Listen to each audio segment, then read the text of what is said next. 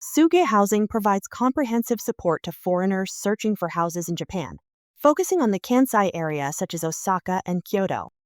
This time, let us introduce our interactive dashboard that offers useful information for living in Osaka City. Please click on the green Osaka prefecture displayed on the map on the top page. First, on the City tab, you can see the total number of foreigners living in Osaka City, along with the distribution by gender and nationality. If you want to narrow the data to a specific ward, select the ward on the map or from the list to view more detailed information. Next, if you click the Visa Type tab, you can check the number and distribution of each visa type among foreigners residing in Osaka City. It's also possible to filter the data by specific visa types. On the Family tab, the proportion of residents by age group is displayed.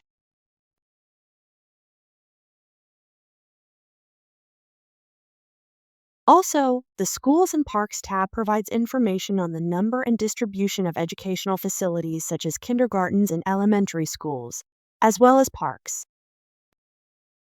This feature is particularly useful for families with children as it helps them identify family-friendly areas.